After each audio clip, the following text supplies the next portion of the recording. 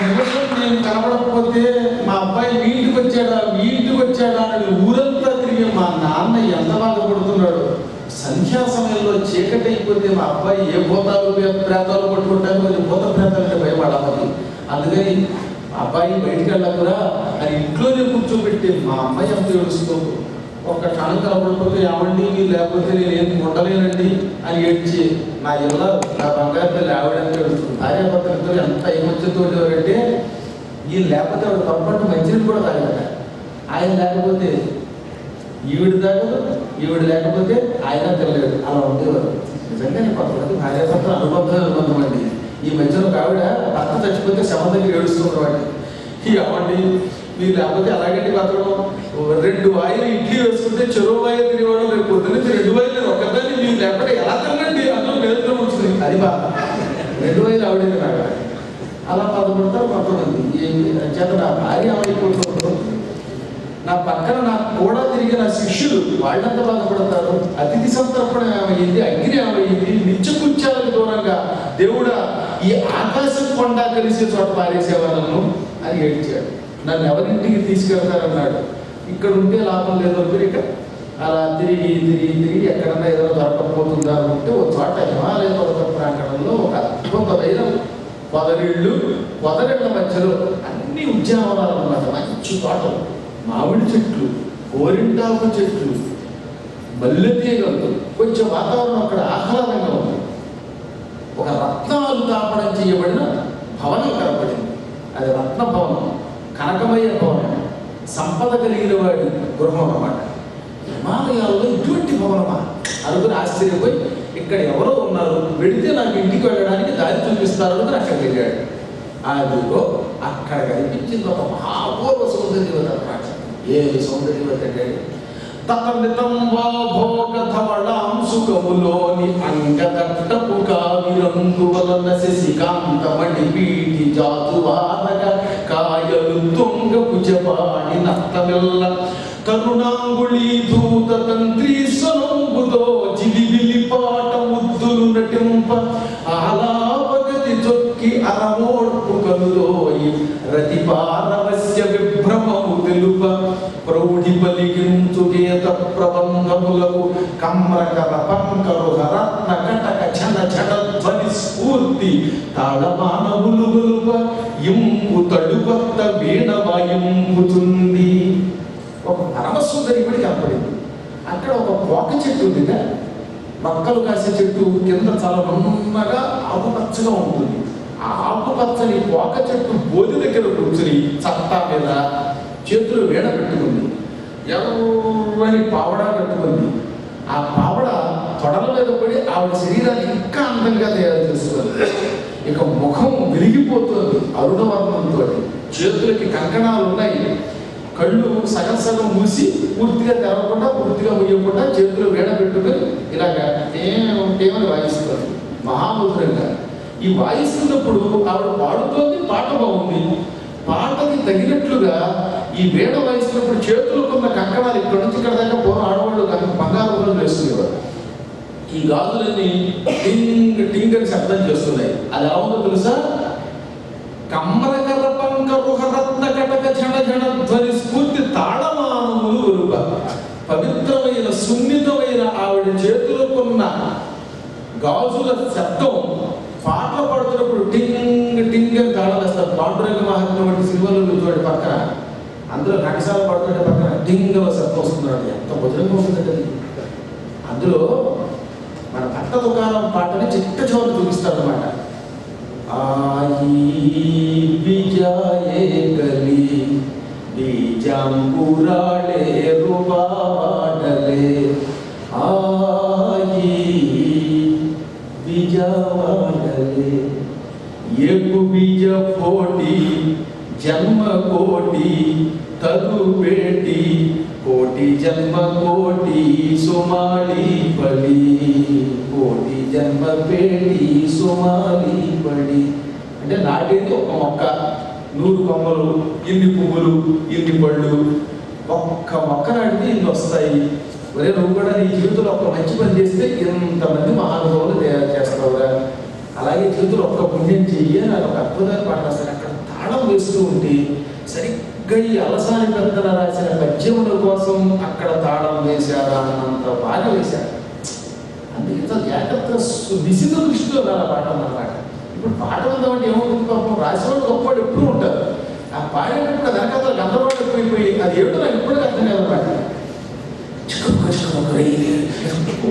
అనేసరికి సరే ఉంటుంది అమృత పట్టుకు వస్తుంది. ఆ తర్వాత పాట ఏంటంటే ఆగి ఓ పిల్లాడు ఏంటంటే అమృత పట్టుకుంటే చిక్కు రైలే అన్నాడు కదా. ఇప్పటికి ఈ చిక్కులోంచి బయటపడ్డాను, నన్ను గుర్తు చేశారు అన్నాడు. పాపం ఏదో రాస్తారు, వాళ్ళ కష్టం వాళ్ళది, వీళ్ళ కష్టం వీళ్ళదన్నట్టు కాకుండా అంత హాయిగా చెవులకి ఇంపు కలిపిగా పాడేశారు. అది అలాంటి తాళంతో ఈవిడ వీణ వాయిస్తుంది. చూచాడు ఆయన, ఆవిడ చూచింది. ఆవిడ ఆశ్చర్యపోయింది. ఓ నాయన ఇదేమన్నారా, చూస్తే పిలక గుండు, పైగా నామం. గుండు పిలకతో నామం పెట్టుకున్న వాళ్ళు కూడా ఇంత అందంగా ఉంటాడా? అబ్బా, అందుకే కావాలి అమెరికాలో అందరూ ఈ మధ్య గుండు చేస్తున్నారు అనుకుంటున్నారు. అంటే గుండులో కూడా ఇంత అందం ఉంది సుమారని. నిజంగా కూడా కొంతమంది గుండు పని అందం అండి. అదృష్టవంతులు ఎలా ఉన్నా అందంగా ఉంటారు, కొంతమంది ఎలా ఉన్నవాడు మేకప్ చేసుకోండి, అది మేకప్. కాబట్టి మొత్తం మీద ఈ సౌందర్యాన్ని చూసేవాడు ఎక్కడి వాడు ఎక్కడన ఎందు ఎంత వసంత గంతునం చక్కదనంతునం గెలువదాలేటి వాడు మహీసురామయం ఎక్కడ ఈతము విభవం ఎక్కడ ఏలని బంటుగా మరున్ దక్కవనంగా అని అకట నన్ను వీడు పరిగ్రహించిన. వీడు ఎక్కడి నుంచి వచ్చాడు? నలకోబరుడా, లేక ఇంద్రుడి కొడుకు జయంతుడా, వసంతుడా, మన్మధుడా? వాళ్ళందరినీ కూడా తన సౌందర్యంతో జయించగలిగేంత అందగాడు వీడు. ఆ దేవుడా, వీడు కనుక నాకు భర్త అయితేనా, వీడు నన్ను కౌగిలించుకుంటేనా ఇక మా జీవితం ధన్యమే ధన్యం అనుకుంటాడు. ఇటువంటి వాడు దొరికితే బాగుంటుంది.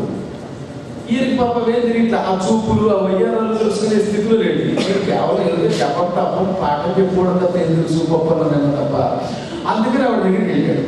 వెళ్ళి సుందరి నువ్వెవరిని చక్కగా చదివాడు కూడా ఇవ్వడం మంచి ట్రైనింగ్. మళ్ళీ ఎందుకు కూడుతున్నారంటే మంచి ఎక్కడ ఉంటే అక్కడ తెగ ప్రశంసించాలి, చట్టం తక్కువ చెప్పాలి, మంచిది ఎక్కువ ప్రశంసించాలన్నమాట. దగ్గరికి వెళ్ళి యౌవతి నీవు గీత హరిరేక్షణ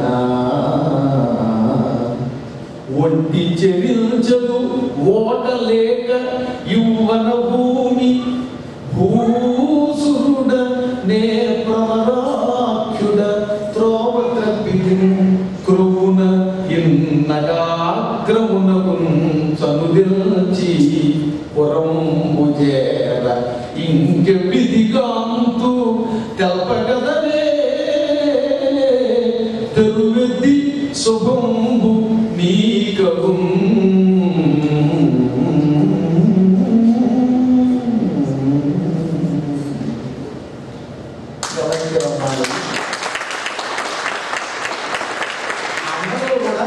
ఇంతకు చూడగానే ఆవిడ కళ్ళు తెక్కదిపోతున్నాయి. ఈ అందం చూసింది కదా అని తెగ చూస్తుంది, కళ్ళు పిలవలా తిరుగుతుంది. అందుకని గీత హరినేక్షణ, లేడి కళ్ళు వంటి కళ్ళు కలిగినటువంటి వాడిని హరినేక్షణ అంటారు. వాడి మామూలు లేడి కళ్ళు కాదట. గీత భయపడిన లేడి ఎలా చూస్తుందో ఓ లేడి నువ్వు అలా చూస్తున్నావు, ఇటు ఇటు దిగుతున్నావు కళ్ళు చకితంగా.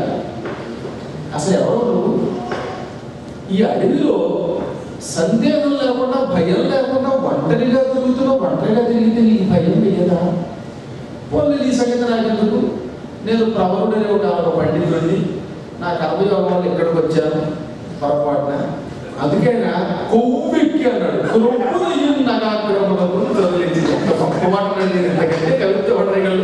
కొవ్వెక్కి వచ్చానని చెప్తున్నాడు ఆయన. తిండి తెల్లాక ఆగా ఈ జగదాగి కొవ్వెక్కి ఇక్కడికి వచ్చాడు. బాగా కలిగింది తల్లి. ఇంటికి వెళ్ళడానికి మార్గం తెలియట్లేదు. మా ఇంటికి దారి చెప్పాలి, మా ఊరు పలానా ఊరు చెప్పచ్చు లేదు, మా ఇంటికి పంపించమన్నాడు. పూర్వం ఈ లెటర్ ప్రతి గ్రాండ్ ఫాదర్లో పాట ఉండేది. వాడు ఒకడు వాంకా చుక్కోమని వాడు లెటర్ రాశాక నువ్వు మై గ్రాండ్ ఫాదర్ అది రాసి పోస్ట్ బాక్స్లో వేశాక ఇంకా గ్రాండ్ ఫాదర్ ఎక్కడ ఉన్నాడో చెప్పద్దా. అలాగే మా ఇంటికి అలవాటులో చెప్పమంటే ఆవిడ ఉంది. ఎందుకంటే చమత్కారం వీడు దొరికేడే చదువుతుంది. ఆవిడ దొరికాడు ఇంత అందగాడు పోయా. అందుకని ఎంతలు కందురుండ తెరువెవ్వరి లేడదు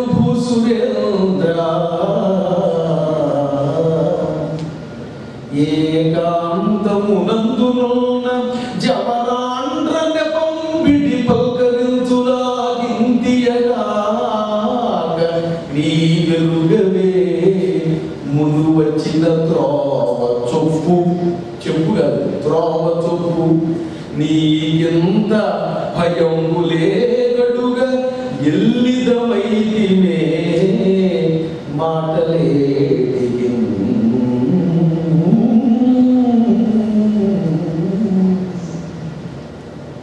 ఏమయ్యా నీకు చూస్తే ఎంత అంతగడ్డు విశాలంగా ఉంటాయి కళ్ళు. కొంతమంది కళ్ళు ఎలా విశాలంగా ఉంటే కొంత వచ్చి ఎంత పెట్టలేకపోతే నీ కళ్ళు ఎంత ఉన్నాయి కదా, ఆ మాత్రం నువ్వు వచ్చిన దారి నీకు తెలియదా, నన్ను దారి అడుగుతావా? ఏదో ఆడది ఒంటరిగా ఉంటే వంక పెట్టుకుని పలకరించడానికి వచ్చావు తప్ప, పలకరించడానికి నెపంతో పలకరించడానికి వచ్చావు తప్ప నీ దారి నీకు తెలియదా? ఇదిగో ఎంత ఆడవాళ్ళు లోపోయిపోయానుకున్నావా? నిర్భయ చట్టం ఉంటుంది, నీకు తెలియదేమో, జాగ్రత్త. ఎల్లిన వైద్యమే ఎంతలోపు అయిపోయావా నీకు? నీ వెలుగవే ముందు వచ్చిన త్రోవ చొప్పు, నువ్వు వచ్చినటువంటి మార్గం యొక్క విధానం నీకు తెలియదా? ఇందాక చెప్పు అని చదివారు, అందరూ చెప్తాను, చెప్పడం కాదు. త్రోవ యొక్క విధానం, నువ్వు వచ్చిన మార్గం నీ గమ్యం నీకు తెలియదా అన్నమాట. రూట్ అని అర్థం. అనగానే నాకేం తెలియదమ్మా, నా కర్మ వల్ల పసరు అసలు ఇక్కడికి వచ్చాను, ఆ పసర పెసరు ఎగిరిపోయింది, ఇప్పుడు అందుకే నీ దగ్గరికి వచ్చి పసరు అడుగుతున్నాను, నన్ను ఇంటికి పంపించాలి. ఎన్ని చెప్పినా ఆవిడ రకరకాలు ఉంటుంది, వీడికి అర్థం కాదు. చెప్పాక వీడికి కేవలం చదువుకున్నాడు, వీడికి వేడి తిరిగిపోతాం. అందరికీ ఎప్పుడు వచ్చేదిగా కాసేపు ఎక్కడన్నా లాస్ ఏంజల్స్లో బీచ్లో కూర్చుంటే ఆవిడ ఏమో తెలుస్తుంది. అక్కడ కూర్చుని కూడా కాదు, అందుకని కాదమ్మా మా ఇంటికి వెళ్ళిపోవాలన్నారు. అక్కడికి ఇంకా చివరి మిస్ వచ్చేసింది ఆవిడ. ఏమైనా ఇంతమంది చూస్తున్నాం, ఎక్కడ ఊరు ఇంటికి పోతానంటో నీ ఊళ్ళో ఏమన్నాయి, గుడిసెలు తప్ప. ఇక్కడ చూడు, రత్నాల భవనాలు, 2 అంతస్తుల భవనాలు, ఇంట్లో బాత్రూములు, ఎటాచులు, పైగా నీళ్లతో కడుక్కోగలిగిన టిష్యూ పేపర్ ఇష్యూ చేస్తున్నారు. ఎంత సుఖంగా చలి హిమాలయాల్లో వాటి కాదు మా దగ్గర నీ సుఖాలే. వేళకి అన్నీ దొరికితే ఇంకో ఫ్రిడ్జ్ అందులో పెట్టుకుని శుభ్రంగా ఒక్కసారి వండుకున్నామంటే ఏడాది సరిపోతుందని అది రకరకాలుగా చెప్పింది. అక్కడ చాలా మంచి పెట్టమాట. అక్కడ మీ కుటీర లయములకు సరిరాకపోయేనే ఎక్కడి నందసందనములు, ఎక్కడి గంగశైకతములు, ఈ నవలీని పుంజములని అనగానే, లేదమ్మా అక్కడ మా పూజలు ఉంటాయి, మా ఆవిడ ఉంటుంది, మా తల్లిదండ్రులు ఉంటారు, మా పళ్ళు మాకు అన్నాడు. అప్పటికి వెలగలేదు, ఇది కొంచెం చూపులు ఇక్కడ మాత్రం. అప్పుడు ఆవిడ నా ఇంకెందుకు చెప్పి నేను ఇండైరెక్ట్గా చెబితే నీకు ఎక్కేటట్లేదు, యజ్ఞం ముఖాముఖి చెబుతున్నాను. నెక్కము దాపనేల ధరణీసురనందన ఇంక నీపై చిక్కె మనంబు నాకు. ఎందుకు లేదని చెప్పేస్తున్నాను, దాచడం అనవసరం. నిన్ను చూడగానే ప్రేమలో పడిపోయాను, నన్ను కౌగిలించుకో, పెళ్లి చేసుకో, ఇక్కడ హాయిగా ఉండు. పోతే పోతారా వెళ్ళాలి, నువ్వు ఇక్కడ కొత్త వెళ్ళాలి తరగలేదా, ఇక్కడ సిటిజన్షిప్ నీకు ఖాళీ నేను ఇచ్చేస్తాను. నిజంగా ఆవిడ పెళ్లి చేసుకుంటే అక్కడికి వెళ్ళిపోవచ్చు కదా, ఆ వంటది ఇక్కడికి రావచ్చు. నేను ఎవరిని అనుకుంటున్నావు వెళ్ళాడా? మానవ స్త్రీని కాదు. పేరు వరూధిని విప్ర కుమార కృతాచి తిలోత్తమ హరిణి హేమ రంభాదు రామునాట్యము మదీయలకు ప్రాణసకులు. నేను పూర్వం పాలసముద్రం నుంచి దిగినప్పుడు లక్ష్మీదేవితో పాటు పుట్టాను. అప్పటి నీరు అందులోంచి పుట్టే కనుక మమ్మల్ని అప్సరసలు. అప్సరస అంటే నీటి నుండి పుట్టినవారు. కాబట్టి మీరు ఎవరినైనా అప్సరసలో ఉన్నామనకండి, ఆవిడ నీటిలోంచి పుట్టాలి. నేను కూడా ఆసుపత్రిలో పుట్టి కూడా అప్సరసలు. నేను అలాంటి అప్సరసని. నా పేరు వరూధిని. హేమ, రంభ మొదలైన వాడు నా స్నేహితురాడు. నేను విష్ణువు దగ్గర నృత్యం చేశాను, ఆయనతో ఎప్పుడు ప్రేమలో పడలేదు. ఇంద్రుడి దగ్గర నృత్యం చేసి నువ్వు నాకు నచ్చవు అని బలాలుగా అతను ఇంటి ఇక్కడికి వచ్చాను. ఎప్పుడు ఇంద్రుడిని కూడా కన్నెత్తి చూడక బ్రహ్మచర్య దీక్షతో, పురుషులంటే అసహ్యంతో ఏకాంతంగా హిమాలయాల్లో ఉంటున్న నా హృదయాన్ని నీ రూపం ఆకట్టేస్తుంది. ఆయన మొట్టమొదటిసారి సిగ్గు విడిచిపెట్టి నేను అడుగుతున్నాను, నన్ను వివాహం చేసుకోకూడదు అంటే, హరిహరి ఎంత మాట ఉన్నాను, నేను ఏకపత్ని వ్రతుడి, నాకు సంధ్యావందనం ఇష్టం కానీ ఓ సంధ్య ఈ వందనం నాకు ఇష్టం కాదు, నేను పొరపాటు కూడా నీ జోలికి రాను అన్నాడు. నీ మొహం నువ్వు యజ్ఞం చేసినా సంధ్యావందనం చేసినా చచ్చాక స్వర్గానికి రావడానికే, స్వర్గానికి వెళ్ళడం కోసం పూజలు చేస్తున్నావు. బతికుండగానే స్వర్గానికి చూపిస్తాను నేను అంటున్నాను. పైగా నేను స్వర్గం నుంచి వచ్చాను అప్సరసని. అసలు చచ్చాక స్వర్గం ఉందో లేదో నీకేం తెలుసుగా, నేను నిజంగా స్వర్గం నుంచి వచ్చిందా, ఇక్కడ ఉంటే సుఖం పొందవచ్చు కదా అంటారు. పైగా చెప్పేవాడు, యజ్ఞముల ఫలితం మా కౌగిళ్ళ సుఖించుటే కదా, అందుకే యజ్ఞాలు చేసుకున్నారు. నువ్వు చెప్పిన సుఖం నాకు అక్కర్లేదు, నేను మాత్రం భూలోకంలో కర్మం ఎలా ఉందో అలా నడుచుకుంటాను. ఎంత కష్టం ఇందులో ఒక పక్కన పరమ కామాతుడు, పైగా అప్సరస. ఆ సౌందర్యం బ్రహ్మ దగ్గర కూడా లేదంటారు. ఈయన ఇంత కఠోర బ్రహ్మచర్యం, ఏకపత్ని వదిలి పరస్త్రీని ముట్టుకున్నాడు. నా బిడ్డలు తాగుతారు, నా వద్దంటాడు. కాసేపు అయ్యాక ఎవడో నవ్వుతాడా? వాదించి విసిగిపోయాడా ఇంకా ఒక్కసారి వేదపడి కౌగిలించుకుంటే నవ్వుతాడు. వేదపడి కౌగిలించుకుంది. ప్రాంచభూషణ బాగు మూల రుచితో పాలింట్లు పొంగ పై అంచులు మోమగా కౌగిలించి అదరం భాషింప హా శ్రీహరీయంచు బ్రాహ్మణుడు అరమోమిడి తది అంశద్వయం వంటి పొమ్మంచుంద్రోచిన లంచునే సదుల మాయలు తీర చెప్తాము. వేదపడి అమాంతంగా కౌగిలించుకుని ముద్దు పెట్టుకోకపోతే ఈయన వెంటనే పక్కకి తలబెట్టుకుని హా శ్రీహరి చచ్చిపోయాడు. వచ్చేసింది శ్రీహరి అంటే ఎంత అత్యద్భుతమైన నిష్ఠ ఆలోచించాలి. ఆ సమయంలో కూడా ఆవిడ చూపించబోతుంటే గాఢంగా కౌగిలించుకుని వేదపడి ముఖం మీద ముఖం పెడుతున్న సమయంలో ఆ ముద్దు నా ఉంటుంది ఎడ చేత్తో తోసేశాడు. చిచ్చి ముట్టుకున్నాడు. అటువంటి గార్హస్థ్య నిష్ఠ గరిష్ఠుడు, గృహస్థాశ్రమ నిష్ఠ కలిగిన వాడు రావుడండి. అటువంటి మహానుభావుడు చేస్తుంది. ఆవిడ దూరంగా పడిపోయింది.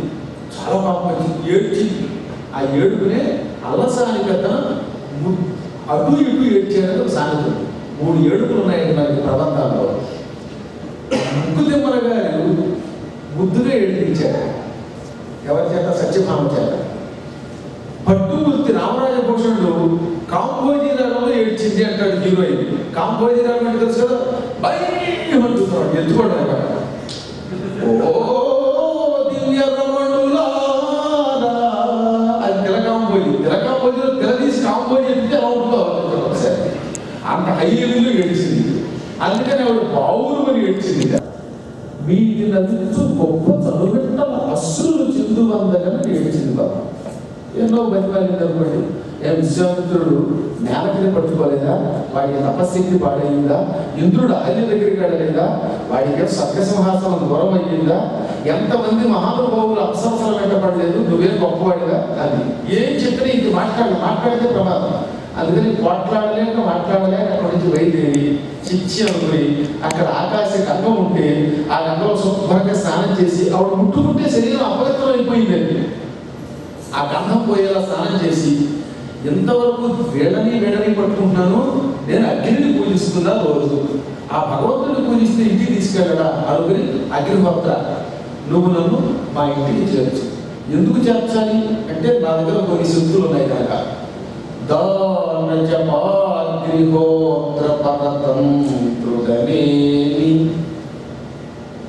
నేను దానము, జపము, అగ్నిహోత్రం ఈ 3 వేళ తప్పకుండా చేస్తే ఎప్పుడు ఇతరులకు దానం చేసేవాడికి శక్తులు వస్తాయి. అగ్నిహోత్రం ప్రేమిస్తే శక్తులు వస్తాయి. నేను అవన్నీ బాగా చేస్తాను. పరదాధనాదుల కారణేది ఇక్కడుంది అసలు కలుగుతూ అంతా. నేను నా జీవితంలో ఎప్పుడు పరస్త్రీని కోరకుండా ఉంటే, పరస్త్రీని కాదు ఇతరుల డబ్బులు కూడా కొట్టేయాలనే ఆశ లేకుండా రావాలి. వాడి గొప్ప బాగుండదు, వాడికి లాగేద్దాం, 2 గజాలు కలుపుకుందాం, ఇలాంటి ఊహ నాకు ఎప్పుడు లేకపోతే నన్ను సన్మానముతోడ నన్ను సదనంబున నిల్పుమి నుండు పశ్చిమాంబోనిధిలో నృంకకయమున్నరయమున భవ్యవాహన. ఆవిడికి 4 సార్లు మీద పడితే నా బుద్ధి మారిపోతుందేమో, అందుకని సన్మానంతో అంటే నా మానం చెడిపోకుండా నన్ను ఇంట్లో చేయొచ్చు. సూర్యుడు అస్తమించేలోపు అనగానే అగ్నిహోత్రుడు ఇతను ఆవహించాడు. ధగధగ వెలిగిపోయింది ఇతని శరీరం. అగ్ని ఆవహించడం వల్ల కన్ను మూసి తెరిచేలోపు ఇక్కడ ఆయన ఇంట్లోకి వెళ్ళిపోయాడు, తన పనిలోకి వెళ్ళిపోయాడు. ఇక అక్కడ ఆ కథకి పడి ప్రౌఢుడు పాత్రలు.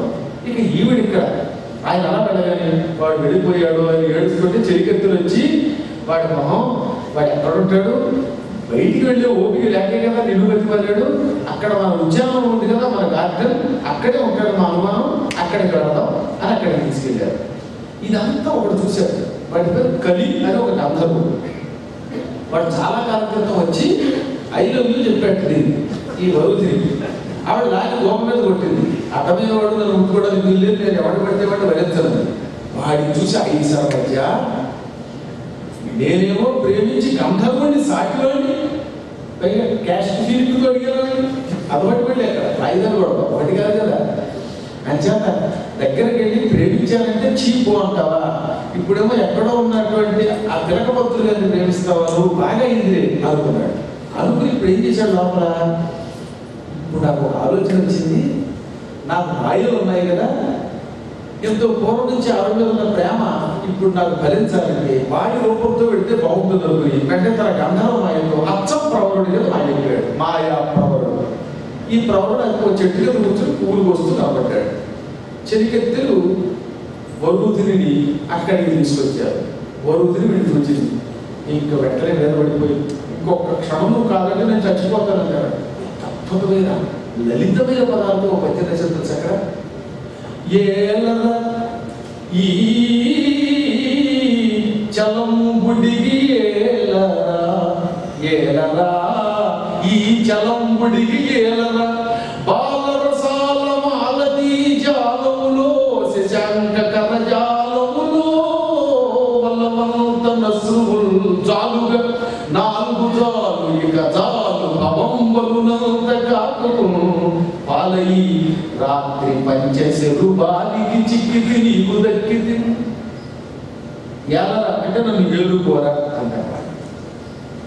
ఈ చలం గుడి ఏలరా, ఒరే ఇంకెందుకురా నీకు పట్టుదల, ఒరే ఎందుకురా నీకు పట్టుదల, నన్ను ఏలుకోరా అంటారు.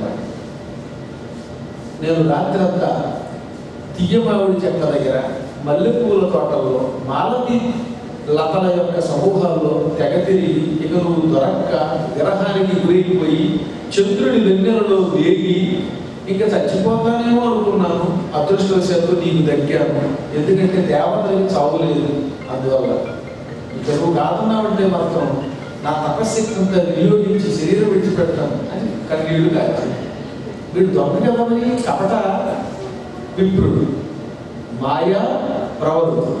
వీడు అన్నాడు, ఓ రోజుని నాకు ఇల్లంటే ఇష్టం, పూజలంటే ఇష్టం, ఎలాగో అక్కడికి వెళ్ళలేకపోతున్నాను, నువ్వు చూస్తేనేమో నా ప్రాణం తీస్తున్నావు, నేను లేకపోతే బతకలేనంటున్నావు, అక్కడికి వెళ్ళే అవకాశం లేనప్పుడు కనీసం నీ కోరికైనా తీరిస్తే నువ్వైనా బతుకుతావు, ఒకడు తాను కష్టపడ్డా ఇతరులు ఉపకారం చేయాలంటారు, సర్లే ఈసారి ఇలా కానీ అమ్మ వీడు దొరికాడు రావడానికి చాలా సంతోషం, నిజంగానే అన్నావని కన్నీళ్ళు కూర్చుని.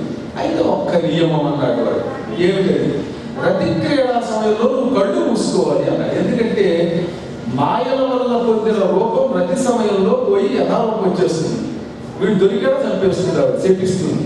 అందుకని ఒక్క రతి క్రీడా సమయంలో కళ్ళు మూస్తూ మిగతా సమయంలో కళ్ళు తిరుగంటే అసలు ఒప్పుకున్నావు చాలు, నీ ఇష్టం నువ్వు ఎలా చెబితే అలాగే చేస్తాను. దాంతో ఆవిడ అక్కడే వివాహం చేసుకుని చెత్తా పట్టాలు వేసుకుని కొంతకాలం హాయిగా తిరిగాడు. ఎంతలో గర్భవతి అయ్యింది. చాలా పెద్ద పుస్తకం 2 ముక్కలో చెప్పేస్తాను 5 నిమిషాలు. ఆవిడ గర్భవతి అవుతానే ఇక్కడ ఉంటే ప్రమాదం ఎప్పుడో ఒకప్పుడు వాడు కళ్ళు తెలుస్తుందేమో, అప్పుడు నేను దొరుకుతానేమో, శపిస్తుందేమో, ప్రమాదం వాడి దగ్గర శక్తులు ఉన్నాయనుకుని ఆడవాళ్ళు ఉసురెందుకు పోసుకోవడం అంటూ ఓ రోజుని మా ఊరు నుంచి నాకు పసరించిన సిద్ధుడు వచ్చాడు. అక్కడ మా పంట పొలాలు, వీడి పంట పొలాలు ఈ మాయ, మా పొలాలన్నీ మాడిపోయాయిట, మా ఇళ్ళు పాడైపోయాయిట, మా ఆవిడ చిక్కిపోయిన ఇల్లుట, మా నాన్నగారు మా అమ్మ మంచం మీద పడ్డారట, నేను వెళ్ళి కనపడకపోతే వాడు చచ్చిపోయేటట్టున్నారు, అంచేత ఏమనుకోకపోతే నువ్వు అనుమతిస్తే అక్కడికి వెళ్ళి మళ్ళీ వస్తానంటే, నువ్వు మళ్ళీ వస్తావు, అసలే గర్భవతిగా ఉన్నావు, గర్భవతిగా ఉన్నప్పుడు భార్య పక్కన భర్త ఉండాలి కదా అంటే, పర్వాలేదు వస్తాను, ఆ పసరు ఇంకా బాగా ఇచ్చాడైనా ఎప్పుడు కావాలంటే అక్కడ వస్తాను అని ఒప్పించి మా ఆయన వెళ్ళిపోయాడు. ఇక మళ్ళీ కనపడ్డాడు. ఈయనే తలుచుకుంది. కొంతకాలానికి ఆవిడ ఒక కొడుకు పుట్టాడు. అదిగో ఆ కొడుకు పేరు స్వరోచి అని మంచి కాకితో ఉండేవాడు. వాడిలో 2 రూపాలు కళ్ళు మూసుకుంది ఆవిడ. కానీ కళ్ళు మూసుకున్నప్పుడు ఆవిడ కళ్ళలో ఎవరు కనబడేవాళ్ళు, ప్రవరుడు. అంచేత పుట్టినవాడు అచ్చం ప్రవరుడి యొక్క రూపంతో పుట్టాడు. కానీ శరీర కాంతి, మహిమలు, బలము గంధర్వుడి వల్ల పుట్టడం వల్ల ఆ శక్తి, గంధర్వ శక్తి, ప్రవర శక్తి, ప్రవరుడి రూపం, సౌందర్యం, తన కాంతి ఇవన్నీ పుచ్చుకున్నవాడు పుట్టాడు. అందుకని ఏమన్నారంటే తన కళ్ళల్లో ఏ రూపం ఎదిగితే స్త్రీకి అటువంటి రూపంతో ఉన్న పిల్లవాడు పుడతాడు. అందుకే కళ్ళలో చాలా జాగ్రత్తగా ఎప్పుడు కూడా పరపురుషుడిని ధ్యానించకూడదని పూర్వం అలా చెప్పేవారు. ఇదంతా నేను పురాణాల్లో చెప్తాను, బట్ నాకే కాదు, వైద్య శాస్త్రం కూడా అదే చెప్తున్నాడు. మొత్తం మీద ఏమైతేనే 2 శక్తులతో ఒక మహాపురుషుడు పుట్టాడు. వీడు పుట్టినప్పటి నుంచి మంచి పరాక్రమంతో, తన కోదండ విద్యతో యంత్రాదుల దగ్గర విద్యలు నేర్చుకున్నాడు, బృహస్పతి దగ్గర చదువుకున్నాడు. అక్కడ ఉన్న మొత్తం హిమాలయ ప్రాంగణంలో ఉన్న వాళ్ళందరికీ రాజయ్యాడు, గంధర్వులకి రాజయ్యాడు. తన పరాక్రమంతో అన్నీ సాధించాడు. ఒక రోజున ఆయన వేటకు వెళ్ళాడు. అక్కడ చాలా బాగా వేట జరిగింది. ఆ వేటలో ఒక పరమసుందరిమణి వచ్చి రక్షించింది. నువ్వెవరు అంటే నా పేరు మనోరమ, ఇందీవరాక్షుడు ఒక గంధర్వుడు ఉన్నాడు, ఆ గంధర్వుడి కూతుర్ని నన్ను 3 రోజులుగా ఒక రాక్షసుడు తరుగుతున్నాడు, ఆ రాక్షసుడి బారి నుంచి రక్షించు అని. అంటే రాక్షసుడితో యుద్ధం చేయడం కష్టమేమో అన్నాడు. నీకేం భయం అక్కర్లా, అస్త్రములు నా దగ్గర ఉన్నాయి. అస్త్ర హృదయం, బ్రహ్మాస్త్రం, ఆగ్నేయాస్త్రం, వాయువ్యాస్త్రం అంటే అస్త్రాల హృదయం ఉంది. ఆ మంత్రం నీకు ఇస్తాను, నువ్వు అడగచ్చు కదా ఈ అస్త్రాలతో వాడిని నువ్వే చంపొచ్చు కదా అని. ఈ అస్త్రాలు ఆడవాళ్ళకి పనిచేయవు, మగవాళ్ళకే పనిచేస్తాయి, అందువల్ల నీకు ఇస్తున్నాను అని అస్త్ర హృదయం ఎదిరించింది. ఇంతలో రాక్షసుడు వచ్చేసాడు. 6 గాడి చెట్ల గురువుగా ఎక్కేవాడు. వాడితో యుద్ధం చేసి ఇందీవరాక్షుడిని కూతుర్ని మనోరమని కాపాడాడు. రాక్షసుడి మీద ఆగ్నేయాస్త్రం వేసి చంపేశాడు ఈశ్వరుడు. ఆ రాక్షసుడు చచ్చిపోగానే ఒక అందమైన పురుషుడిగా మారిపోయాడు. వాడే ఈ మనోరమ తండ్రి ఇందీవరాక్షుడు. నాన్న నువ్వు ఈ రాక్షస రూపంలో ఉన్నవని కూతురు. అవునమ్మా ఏం చెప్పమంటావు? నా కమ్మగారి కన్న కూతుర్నే తినబోయేది రాక్షస రూపంలో అన్నాడు. మామయ్య నీకు ఈ రోగాలు వచ్చిందని నేను మామయ్య వేసాడు రాసుగారు. అలాగే ఆయన అసలు రాసి చెబుతున్నాను, మీ అమ్మ బరువుదిని నాకు చెల్లెలు అవుతుంది. నేను ఇందీవరాక్షుడినే గంధర్వుడిని, చాలా గొప్ప రాజుని, నలరావుడినే వాడిని కొడుకుని, నాకు ఆయుర్వేదం అంటే బాగా ఇష్టం. అందుకని ఆయుర్వేదం నేర్పేవాడు ఎవడా అని వెతుక్కుంటూ ఉంటే బ్రహ్మమిత్రుడనే ఒక ఋషి కనబడ్డాడు. ఆయన దగ్గరికి వెళ్ళాము, ఆయుర్వేదం నేర్పమన్నాను. ఆయన అన్నాడు, గురువు గారి దగ్గరికి వచ్చేటప్పుడు తాంబూలం వేసుకుని కుంభకోలాడుతూ నోరు మీద నోరు పెట్టి మాట్లాడతావా? వచ్చి నీలాంటి భోగులకి అంటే వ్యసనపురులకి ఈ విద్య నేర్పమన్నాడు. గురువు దగ్గరికి ఎలా వెళ్ళాలి? వినయంగా వెళ్ళాలి. ఏమాయ్ నాకు విద్య నేర్పుతావా? అది ఇలా కూర్చుంటే ఎవరు నేర్పుతాడో చీపు అంటారు. అంచేత నీకు నేర్పను అన్నాడు. లేదంటే ఇప్పుడంటే తాంబూలం వేసుకున్నాను కానీ మీ దగ్గర వినయంగా ఉంటారండి, కొంచెం బుద్ధిమంతుడండి, మా పెద్దలు మంచివాడు అండి అన్నాడు. ఏమైనా ఫస్ట్ ఇంప్రెషన్ ఇది బెస్ట్ ఇంప్రెషన్, నీ మీద నాకు కరెక్ట్ వచ్చింది, నేర్పనుకో అన్నాడు. నీకు మండింది, నువ్వు నేర్పకపోతే బోడి ఆ మాత్రం నేర్చుకోలేనా అని తన మాయతో అచ్చం శిష్యుడు వేషం వేసుకుని పక్కన కూర్చుని మొత్తం విద్యంతా నేర్చేసుకున్నాడు. పైగా నీకు తెలియజేస్తే ఎక్కువ ధారణ. అందువల్ల 6 నెలల్లో మొత్తం ఆయుర్వేదం నేర్చుకుని ఇప్పుడు తన అసలు రూపం ధరించి మరి అప్పుడు హాయిగా వెళ్ళిపోవచ్చుగా నేర్చుకున్నాక. కానీ లోపల కొంచెం క్రొవ్వు ఎరా అన్నట్టు గురువుగారి వెళ్ళాడు. గురువుగారికి మధ్యపోయి నువ్వు ఎప్పుడు వచ్చావంటే నేను 6 నెలలుగా ఈ విద్యంతా నేర్చుకున్నాను. తండ్రి నాకు అనుగ్రహింపగలి వైద్యం పంచు ప్రార్థించిన గంటలుగా నటులాడి దిక్కుల భోగాలు మంటి ఓహో మరింతేంద్రాలు కలిగిన వారికే కరగిలేని జరాకుండునే కొట్టాడాచన పెట్టి ఏమిటికి చిక్కును కష్ట ముష్టింపచ. ఎలా ముష్టెందుకు బతికే ఋషి నాన్న తండ్రి బాబోని బతిమాలి విద్య నేర్పమంటే చీపు అంటావా? నువ్వు బొమ్మన్నంత మాత్రం చేత నేను విద్య నేర్చుకోలేనా? వెనకటికి పెళ్లిలో గుండ్రాయి దాచేటప్పుడు నీకు ఎప్పుడైనా సరే పెళ్లి అయినప్పుడు కొత్త పెళ్లి కూతుర్ని పెళ్లి కొడుకు ఏం చేస్తారంటే సంధికల్లు రాయి కానీ రుబ్బురోలు పత్రంగా తొక్కిస్తారు, రాయి తొక్కిస్తారు. ఈ పెళ్లి అక్కడ అనుకున్నట్టు అందుకని రాయి తీసి దాచేసారు. రాయి దాచేస్తే పెళ్లి అవుతుందా? రాయి లేకపోయినా మానేస్తారా పెళ్లి? అంచేత వారు పిచ్చాడా? కొండరాడాల్సిన పెళ్లి ఏమిటికి చిక్కున్నాను. రుబ్బురోలు పత్రం దాస్తే పెళ్లి అవుతుందా? నువ్వు చెప్పకపోతే విజయరాదా? ఇదిగో చూసావా ఎలా నేర్చుకున్నాను అన్నాడు. దాంతో ఆయన మండిపోయి ఒక్క పెడమొక్క పెట్టాడు.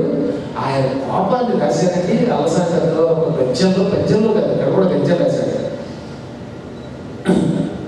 జడిలుడు కింద పండ్లు గురుగు కటములు నటింపు ముగుపుటములు కటకట ముదిరాత్మ అటపటముల విద్యులుగా బుట్టబుట్టలు గురుగుతున్నాయి. కటకటంబడి కపాలలోని బూదికేలలోని ఆసూర్యకు మాయడ ప్రయోగించి వంచి అపహసించిగా ఉన్న అసుల ఈ పిసితంబులు వసయులు అసుగ్రసంబులు అశనములుగా మెసవి వసుధ వసిలింపుమని వసుమముదల్ల గుండె జల్లుమని కల్లుబడి మురిదల్లలు పదవల్లములందరి ఇట్లాంటి అన్నాడే.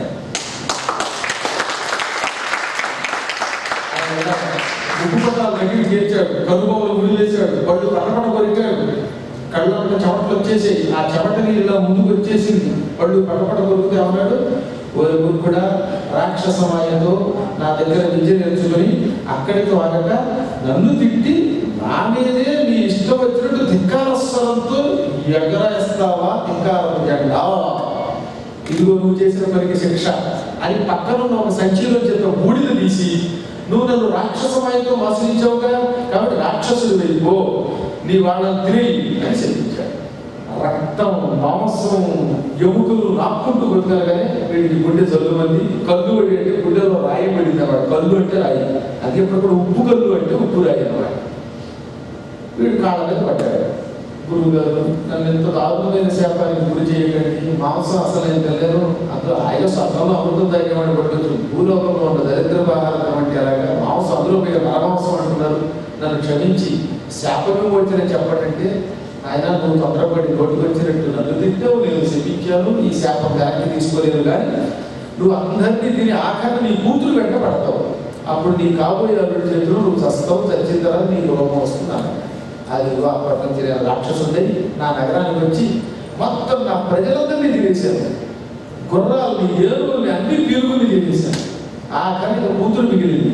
ఈ కూతురు వెంటబడి తినబోతూ ఉంటే ఇదిగో ఇక్కడికి వచ్చింది, నువ్వు నన్ను చంపావు, నువ్వు నాకు మేనల్లుడివి, ఇప్పుడు అల్లుడివి, నాయన నా ఆయుర్వేదం ఇచ్చి నీకు ఇస్తాను కట్నంగా, ఇంతకు మించి వేరే కట్టవాడకు, డాలర్స్ కావాలంటే డాలర్స్ పో, నేను మాత్రం ఆయుర్వేదం ఇస్తాను నీకు, దీంతో నా కూతురిని పెళ్లి చేసుకో అని కట్నంగా ఆయుర్వేదం ఇచ్చి ఆ తర్వాత తాను దాంట్లో వెళ్ళిపోయాడు. మనోరమని పెళ్లి చేసుకున్నాడు.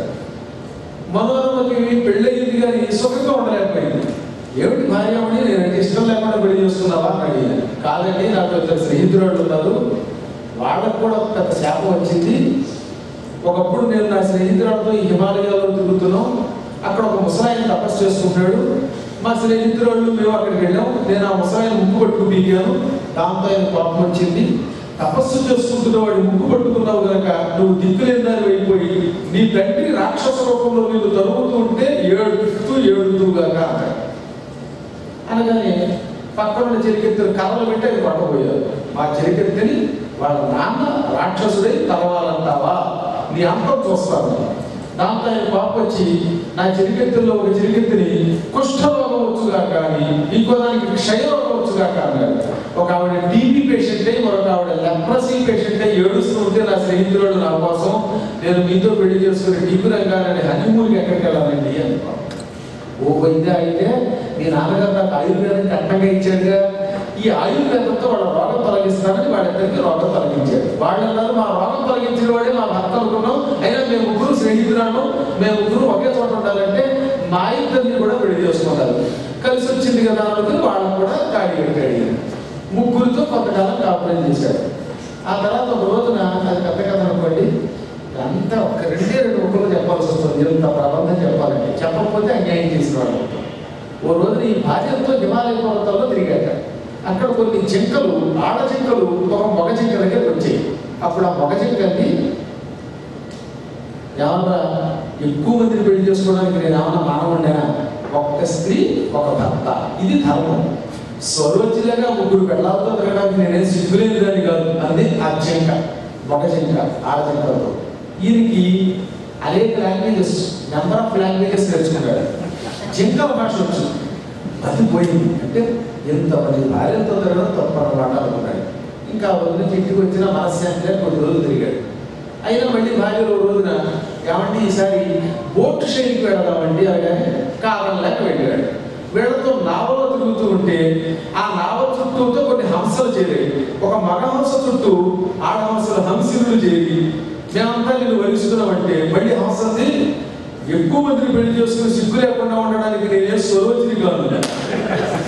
అక్కడ జింక, ఇక్కడ మళ్ళీ ఈ వెలి కొంక నన్ను నెగటివ్ చేస్తున్నాయి అనుకుని చిచ్చి అని ఇంకా భార్యల మీద విరక్తితో నేను సన్యాసం పుచ్చుకుంటాను వెళ్ళినాడు అడిగి. సన్యాసం పుచ్చుకోవడం అంటే ఊరికే కాషాయం వేసేస్తే సరిపోతుందా? పేరుకి మనం ఎంత నిత్యానందంతో ఉన్నామన్నా లోపల ఉన్నది రాగుతాయి మనం. అంచేత కాషాయ వస్త్రం కట్టినంత మాత్రం చేత కావులునంత కామములుడునా ఒకటే ఒక పెద్ద రాశారు. కాషాయ వస్త్రం కట్టుకుంటే లోపల మనస్సు ఏమవుతుంది, దాన్ని చేయించాలి. ఇతడు అది ఇంకా చేయించలేదు. అప్పుడు ఒక తమాషా జరిగింది. అక్కడ ఒక సింహం ఒక లేడీ మీదకి దుక్కి చంపుతుంది ఆడాలి చెక్కని. ఈ అడవిలో తిరుగుతుంటే ఒంటరిగా అది వెంటనే జారి కలిగి ఈయన బాణంతో సింహాన్ని పట్టబోయాడు. అప్పుడు సింహం కథకథలాడి పారిపోయింది. ఆడలేడు వచ్చి ఎందుకయ్యా సింహాన్ని చంపుతావు, నేను చచ్చిపోవాలనుకుని ఆ సింహం దగ్గర వెళ్ళాను. ప్రాణ భయం నాకు లేదు, నాకు చావాలని కోరిక, కావాలంటే నన్ను కొట్టారు.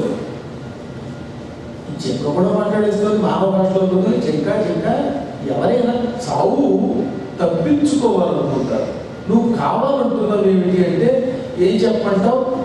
నేను ఒక వ్యక్తిని ప్రేమించాను, వాడు భర్త అవ్వకపోతే చచ్చిపోదాం అనుకుని ఈ జగ్గ దగ్గర ఈ సింహం దగ్గరకు వచ్చాను. నువ్వెవరిని ప్రేమించావు అన్నాడు. ఎవరితో అయితే నీ దగ్గరికి వస్తావు? నిన్నే అంటే. ముగ్గురు భార్యలు వదిలించుకుని చివాట్లు వదిలించుకుని ఇక్కడికి వస్తే మళ్ళీ నువ్వు తగులుకున్నావా? ఓ లేడీ, నేనేమో మానవుడిని, నువ్వు చూస్తే లేడీని. అమెరికాలో పుట్టుంటే వేరే విషయం అనుకో. కర్మయోగం వల్ల నాకీ పెళ్ళి ఏమిటి అన్నాడు. లేదు, ఒక్కసారి నువ్వు ప్రేమగా నన్ను నిమ్మురు అని. అలా ప్రేమగా నిమ్మగాని ఆ ఆడచిన్న కాస్త ఒక అందమైన స్త్రీగా మరి. ఎవరు నువ్వు అన్నాడు. ఈ వనానికి దేవతలు, వరదేవతలు, దేవతలు నీ వల్ల ఒక కారణ జన్ముడు పుట్టాలి కనుక నన్ను పంపారు. ఒక్క పుత్రుడు పుట్టేదాకా నన్ను భారీగా సేకరించు, తద్వారా ఈ లోకానికి ఉపకారం జరుగుతుంది అని. అదిగో ఆ స్వరోజికి, ఆ వనదేవతకి ఒక కొడుకు పుట్టాడు. వాడు కథానాయకుడు సారోజమనువు. అక్కడ పుట్టగానే మహాపరాక్రమంతో విద్యలని నేర్చుకుని శ్రీ మహావిష్ణువు కోసం తపస్సు చేశాడు. విష్ణువు ప్రత్యక్షమై నిన్ను రెండవ మనువుగా చేస్తున్నాను, ప్రజల్ని ధర్మంగా పరిపాలించు. ప్రజలు నువ్వు ఎలా నడుచుకుంటే అలా నడుచుకుంటారు. ఏకపత్ని వృద్ధుడివై ప్రజలని దొంగలు మొదలైన భయం లేకుండా సరైన మార్గంలో నడుపుతూ కల్లా కపటం లేకుండా నడుచుకో అని చెప్పాడు. చాలా మంచి వరాలు ఇచ్చాడు. ఆ సారోజముడు తాను మళ్ళీ భూమండలాన్ని మహాచక్రవర్తి ధర్మబద్ధంగా పాలించాడు. ఆయన కాలంలో వర్షాలు సక్రమంగా కురిసి ప్రజలకి పాడి పంట సుఖంగా ఉంది. చెప్పాక ఎక్కడ అధర్మం లేదు. ధర్మం మళ్ళీ 4 పదాలు నడిచింది. కృతయుగ ధర్మం నెలకొల్పుతుంది. ఆ తర్వాత ఆయన శరీరం విడిచిపెట్టి వైకుంఠానికి వెళ్ళాడు. ఆ సారోజముడు కథని 628 పెద్ద పెద్ద గద్యాలు, కొన్ని పద్యాల్లో అల్లసారి కథ తన భద్రంగా రాశాడు. రకరకాల కవితా విశేషాలు ఉంటాయి వాటిల్లో. ఏదో క్లుప్తంగా వాచికంగా మనం స్పృశించుకున్నాం. ఎందుకంటే ఎక్కువ స్పృశించుకోవడం కష్టం.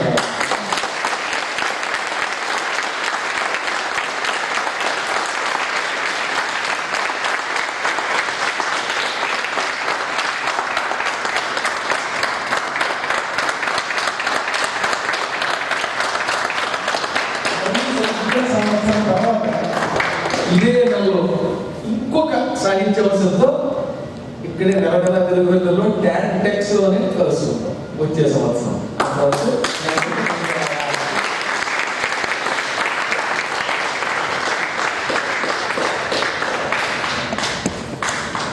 మంచి బోధనతో చక్కటి విషయాలు చెప్పినందుకు చాలా సంతోషం.